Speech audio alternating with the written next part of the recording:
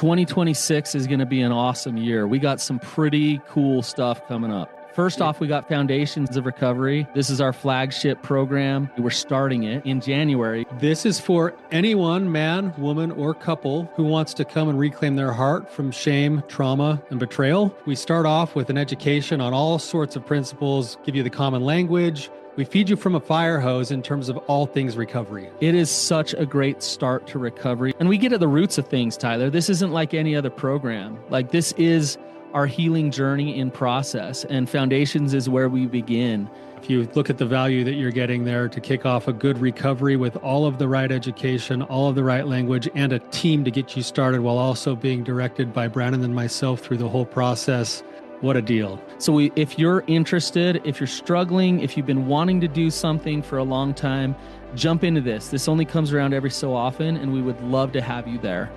Click the link in the description to sign up for it. And to make it even sweeter, we're also including a raffle for a free pass to the Radiant Dawn retreat. Anyone who signs up for Foundations will be added to the raffle for that free Radiant Dawn pass. If you're a man and you sign up for Foundations, your name still gets entered, and you can give that pass away if you win it to any woman that you want to.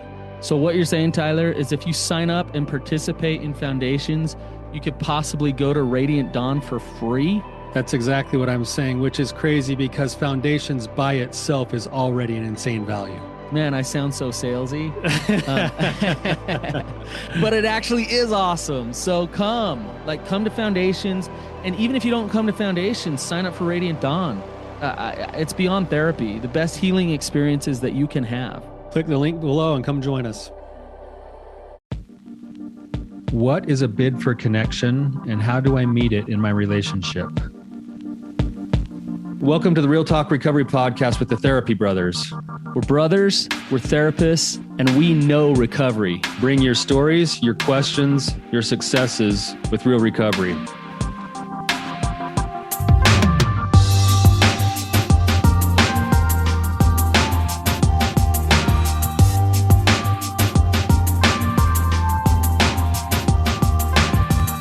All right, before we talk about that, let me read a quick review here. I love this review. It says, such a wonderful resource. I have loved listening to the podcast and feel like I'm constantly learning so much from Tyler and Brandon's interactions with their callers. It's helping me to find peace in my own journey through betrayal. Love it. Thank you. Simple to the point, but so nice. And just thank you so much for taking the time, effort, and energy to hop on and leave us a review. That means a lot to us. Yeah, we appreciate it. It's nice to know that you're getting some benefit. So Brandon, let's get started here today. I want to maybe just give you this topic with maybe an example or two. Okay. And then we're going to kind of get into this. But the idea is this, is, I sit and I tell my clients this all the time, that let's say I've got a men's group that I'm operating from, and one of them comes in and says, hey, I had this interaction with my wife this week, and my wife was, whatever it is, she was showing up kind, or she was showing up angry, or she was showing up sad, or she was showing up frustrated. Almost any way that they describe their partner showing up, oftentimes it leads to a comment that says, that was a bid for connection. Okay. Right. And people have a hard time going like, how is that a bid for connection? My partner just told me they hate me. Or my partner just like totally gave me the cold shoulder. Like, how is that a bid for connection? Let's talk a little bit today about what bids for connection really look like, what they're based in, and then how do you meet those bids depending on how they're packaged up. Yeah. I love that you're starting that way, Tyler, because I think that a lot of times what we see is what happens on the surface. And then that's what people get caught up in their minds, and they start to get frustrated, play the victim, and disconnect in their relationship. But the reality is when you really look at a bid for connection, I think we need to talk about what that actually means, Tyler, because it doesn't mean agreement. It doesn't mean, you have to agree with the other person. It doesn't mean that they have to just see you as a good person Is all in the way, right? So yeah, what is bid for connection? Like, what are we even talking about? Yeah, good. So what does it mean to bid for something? Well, it's just throwing your hand up saying, I want that. Yeah, right. Okay. It's like I'm willing to do something for it. I want something. I'm saying that I desire it, right? So what is a bid for connection then? Well, I think this is kind of, so if I tell my wife, hey, I want a new car, if she goes and buys me a new car, is she meeting my bid for connection? Well, probably not. I mean, you're going to get a new car, but the way that she'll meet the bid for connection isn't the new car. Yes. It's the fact that she went out and got the new car, which means what? She heard you. She saw you. And whether or not that was a good idea to go get the car, at least she's showing that she was paying attention. So let's say she buys the new car and then I'm like pissed because I didn't want to spend that much money and I didn't really mean it. And I just said that, but now she went and did that. And so now like I got to act like I'm happy, but deep down I'm thinking like I did not want that car. Right. Do you have to act like you're happy? Well, she got me a new car and she thinks that she's meeting my bid for connection. And so like, I better act like I'm happy. But do you see how this whole example is, you can see how disconnection is happening. Yeah. Eventually it's going to lead to resentment and disconnect, even though it started off with a desire to want to connect. Right.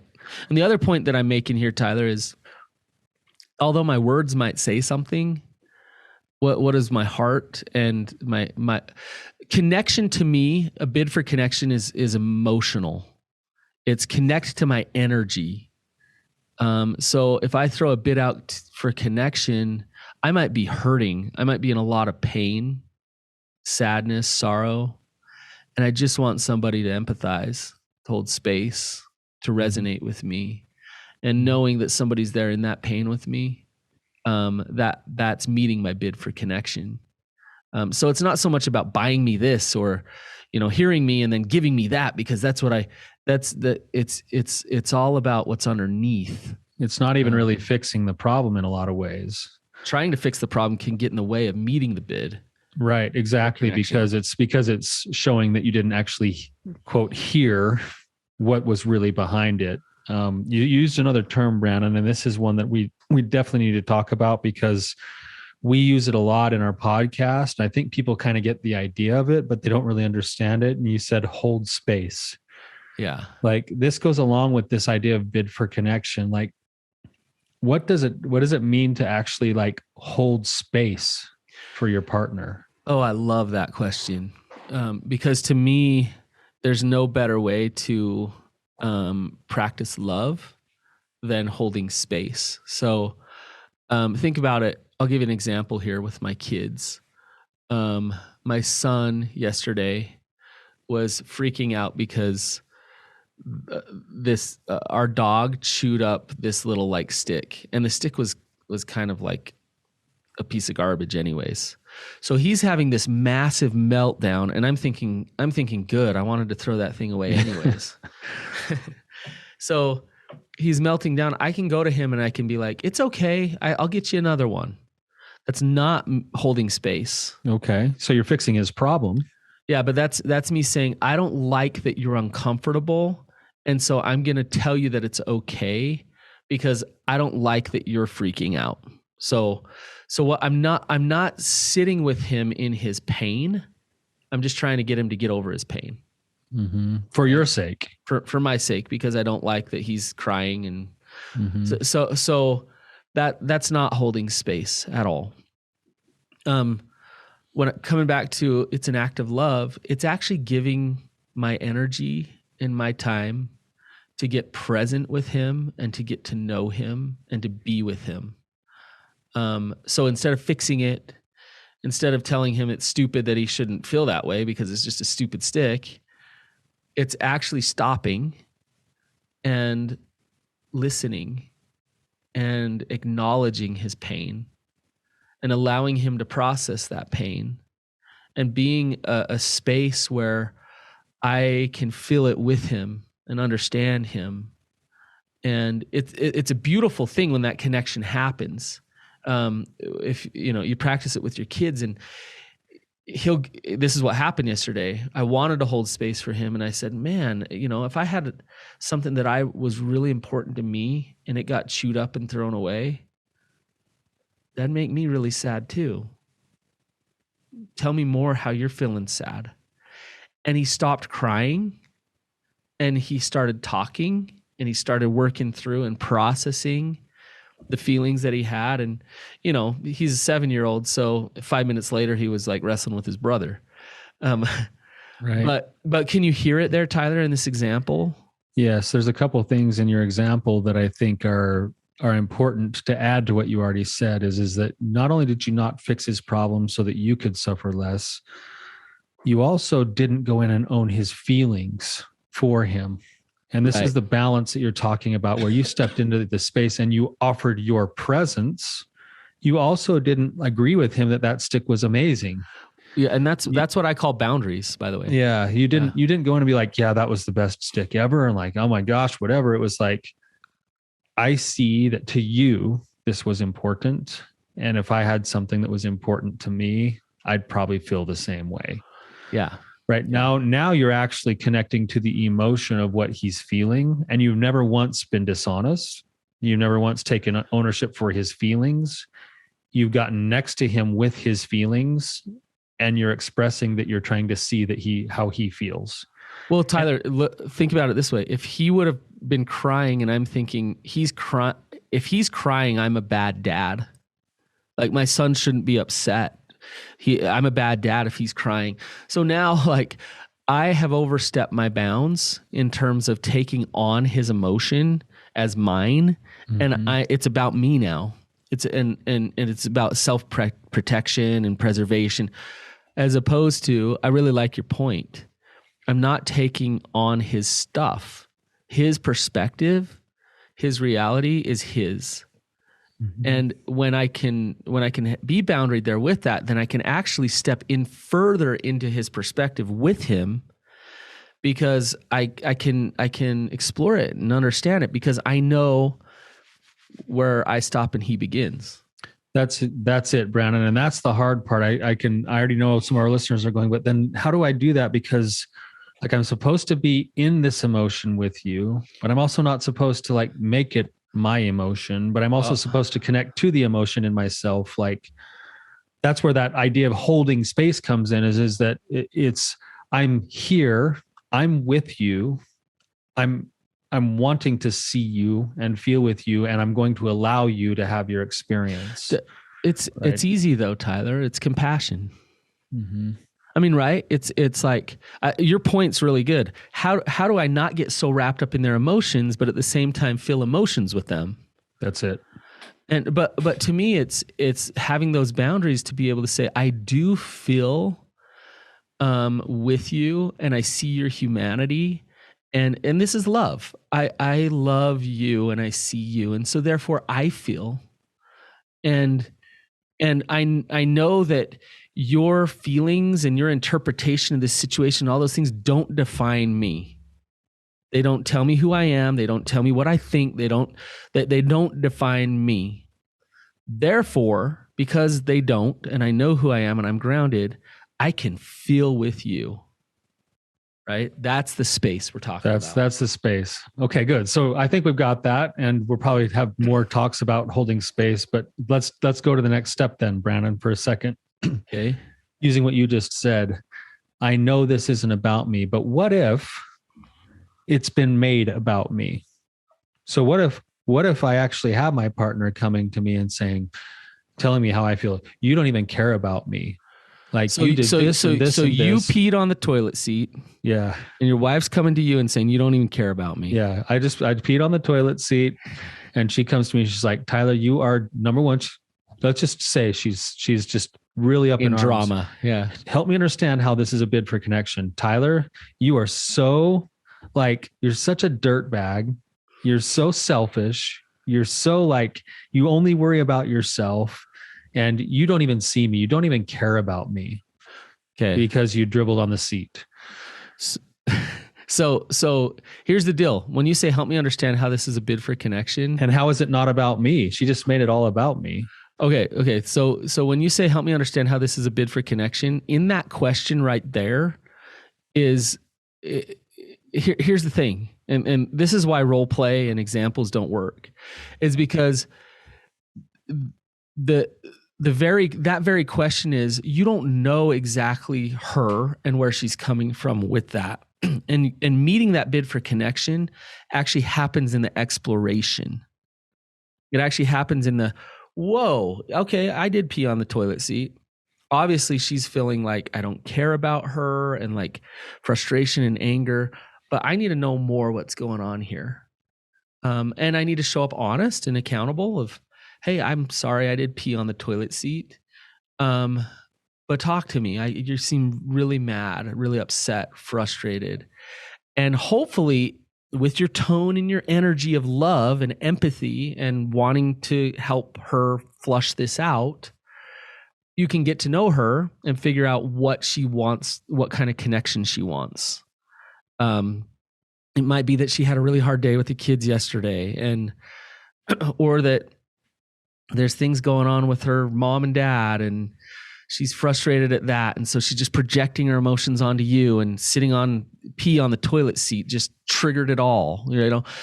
But if you don't take it personally, you can go find that stuff out. Does that make sense, Tyler? Yes, but that's really difficult to do when my partner has come and made it about me.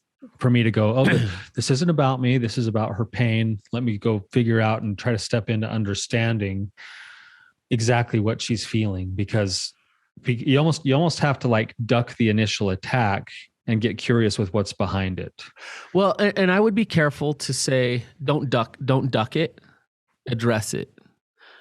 Because we're not to hold space doesn't mean that you have to take on any bit of abuse or agree with that, or agree. Like to me, if my wife said, "You piece of crap, why did you do that?" I'd stop her and I'd say, "Hey, I want to hear you, I want to understand you, but I need you to be respectful and not call me names, please." And she might hopefully back down and be like, "Okay, like I want to tell you how I'm feeling." Okay. If she continues to call the names, then I need to say, let's take a break. Let's go regulate our emotions a little bit. I'm going to check in with you in a little bit because I do care. Right. So I'm still being boundaried with myself. That it has to start there, Tyler. It's got to start there. I'm being boundaried and protecting my truths and who I am. And so then I'll come back and I'll try to meet that bid for connection. If she doubles down on the disrespect and the anger and then it might cause this big chasm that's really hard to overcome in terms of connection. So let's go there for just 1 second, Brandon, and then I want to come back to something else. But let's say the double down does happen, and you go, man, you did these things. Like, I'd love to be able to hear you. I want to talk with you, but we're not going to be able to talk if you're calling me these names. And then it doubles down a couple of times, and it's like, well, I deserve to call you whatever I want. You've done all the damage in the relationship, so you should just be here. And it's like, well, no, I want to be here for you, but this isn't going to help us. So I think I need to take time out. Oh, easy for you to say. You're the one running away after you've gone and caused all the damage. Like, yeah, that's really easy for but you. now we're just so in drama. We're so not close to connection. So what do you do in that space though? Because now where it's going to head is this dance of continual bids for connection, but it's just amping up more disconnection. Well, so think about something that's disconnecting from you. So like, let's take a dog, for example, that runs the other way every time you step out in the yard with it, or snarls at you and wants to bite you because it's scared of you. You know, if you go run over and force that dog to have you pet it, and that's not going to help, right? So what do? Go with the dog? Yeah. With the dog, dogs are very energetic beings, right? And so you got to take a soft approach to that dog, and you know, one little step at a time. Sniff my hand.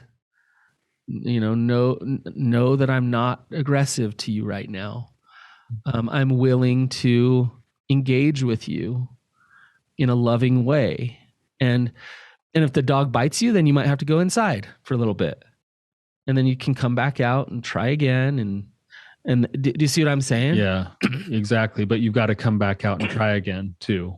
You come back out, try again, but you take a soft approach. So yeah, exactly. So okay. So Brandon, so when we look at this, there's really this idea of bids for connection. There's probably thousands, but I'm gonna break it into 4. Okay. There's 4 different sorts of ways that we typically bid for connection. The first one would be from what we would call a securely based place. And we go to somebody and we say, hey, I'm hurting. I need you to see me. I need to share some things with you. Are you in a spot you can listen? Right. Right. That's pretty securely based. And then you get some insecurely based places. The first one is going to be maybe an attack, which is, I can't believe you did this and this and this, like you're so this or that, or call names or whatever. Right. The second one is what you just said, the running away, which is weird because the running away is often a bid for connection. But what I'm trying to do is I'm trying to get somebody to chase me. Right. And then the last one is that I'm going to overperform my way into being good enough for somebody. I'm going to make sure that I dismiss my own feelings so much that as long as they're happy with me, then I won't be disconnected from. Right. Right. So each one of those behaviors on the surface doesn't necessarily look like a bid for connection, but what we're really saying is, except for the first option, I'm too insecure to actually ask for it, or don't want to be vulnerable enough to ask for it. So I'm hoping you'll read between the lines and see that I'm hurting and that I need you to pay attention. Yes. I think what you're bringing up in me as you're saying that is, a lot of times when we talk about bids for connection, we talk about the partner and their ability to connect.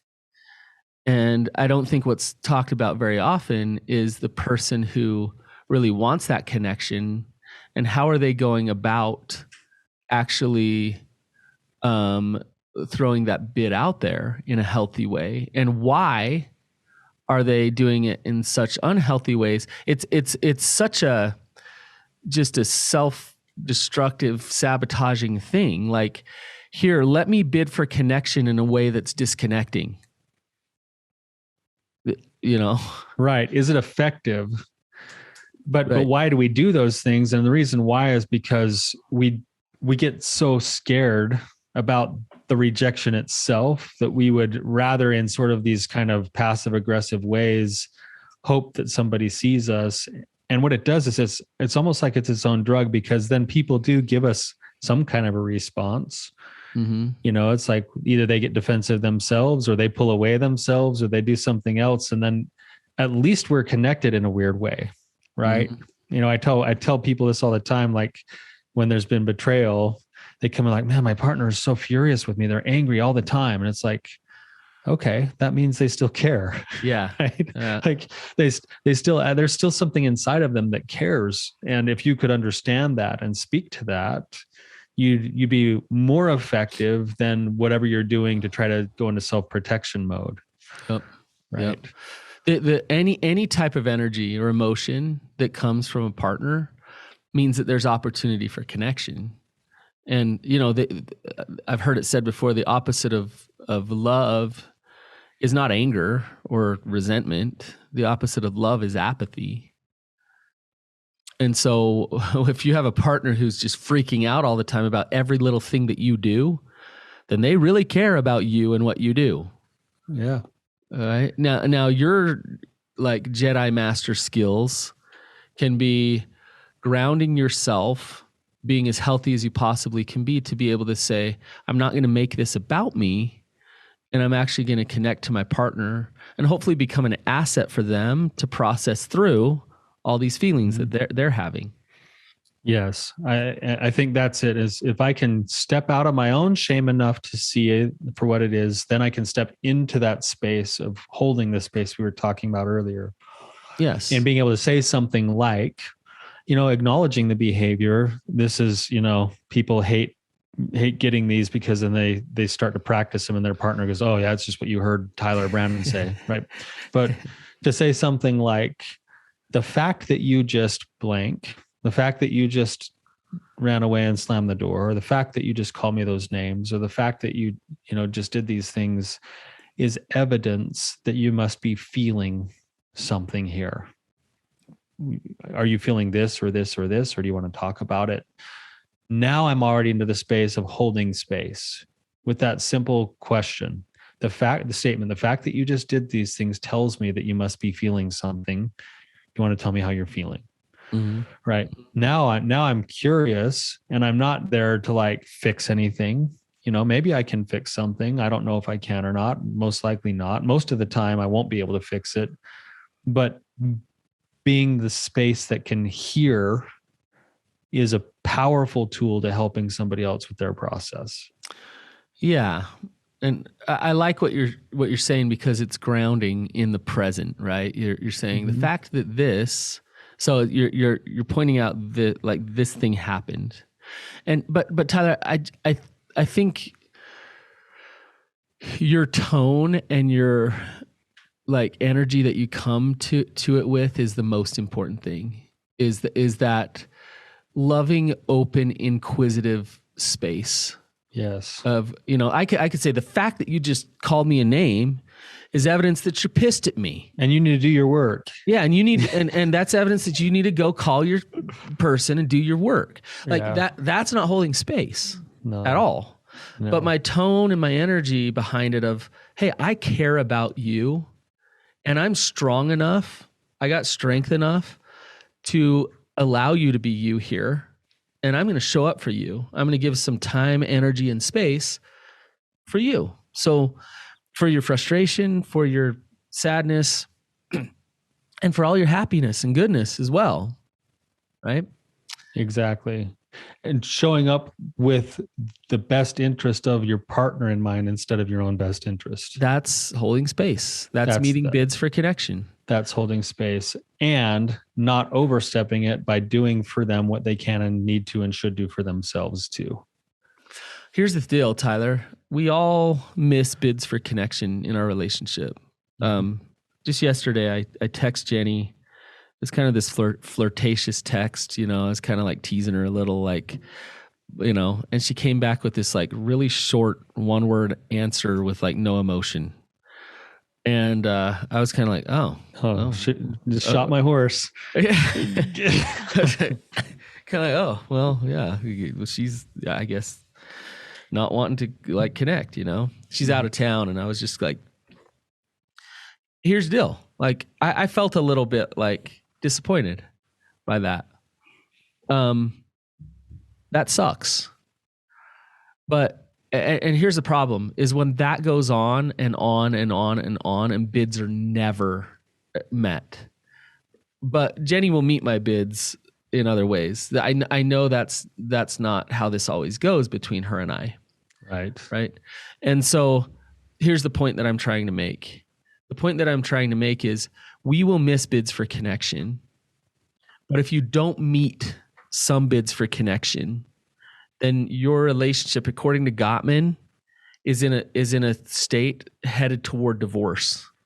You're not going to make it if you don't learn how to connect to some things and meet those bids for connection. Yeah, that's right. John Gottman refers to some of these things as what he calls sliding door moments. Where, there's just some moment that happens where your partner says something in passing, or you have a thought to reach out to them and tell them you love them and you don't, or whatever it is. There's these little tiny moments that happen throughout the day, and we're not gonna pick up on all of them, but we should become attuned to looking for them and stepping into them when we see them. Right. So if we just had an interesting weekend with my oldest daughter, like finishing her high school career for running. And it was kind of a hard weekend. It didn't go as planned, not for her. She was, a little disappointed with how it turned out. And I was driving in the car with my wife, and she just kind of started talking about her feelings about how hard it was for her as a mom to watch things unfold sometimes and to have to let things happen. And the part of me that I was driving was just like the part that didn't want to be uncomfortable was like, let's stop this topic. Like, I don't want to listen. Like, turn up the radio. If I turn up the radio, if I just stare straight ahead and then she'll stop talking. That's a missed sliding door moment unless I'm able to stop for a minute and go, she's giving me an opportunity here. Like she's actually inviting me into her space if I can see it for what it is. Right.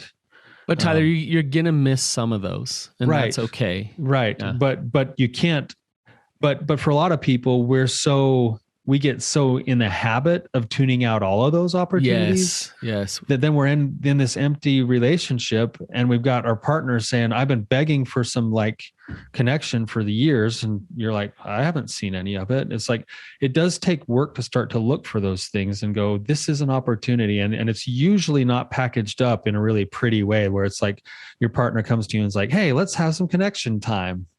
It's usually over something that's like, man, this really rough thing happened today. And if I can get in the habit of picking up on a few of those things and go, oh, I can listen to this, like, come talk to me for a minute.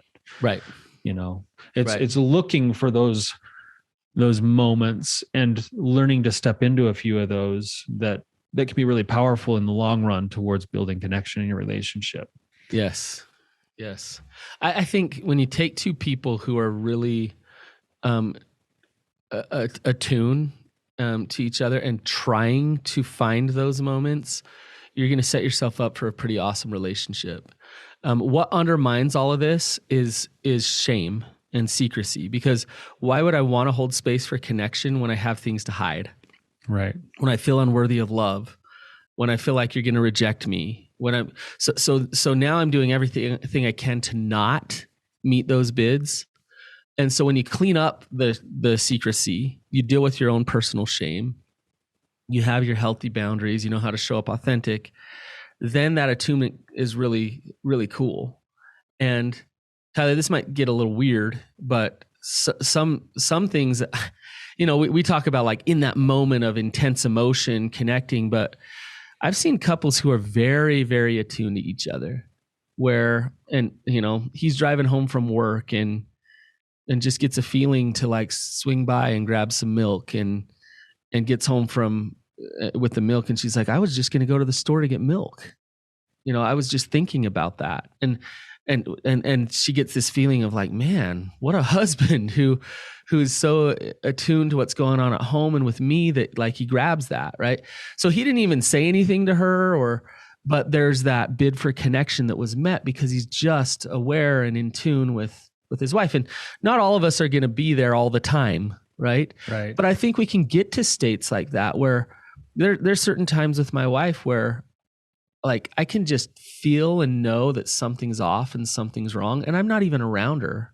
Yeah. And so I'll text her or I'll call her and say, hey, what's going on? Like, and she'll know that I just kind of know that she needs some time to process. So am I sounding weird, Tyler? No, I actually just had a funny experience with this. And this isn't the best example, but it happened just recently where I was with my youngest daughter and I was swinging by the store to pick up a few things. And I went down like the soda aisle and I grabbed a 2-liter of like Coke Zero, which here in Utah is like, I swear Coke Zero is like the per capita capital in Utah for people who drink it because it's always off the shelves here. But so I grabbed this 2-liter of Coke Zero. My daughter's like, Dad, why are you grabbing that? And I said, just watch this play out, Paisley. Watch what happens. And I took it home. I put it in the outside refrigerator and I let it sit there for a couple of hours. And then I brought all the other stuff in, and we unpacked it all. About 2 hours later, my wife was like, man, I'm having a terrible day. Like, I know I'm not trying to, but I really could just go for a Coke Zero right now.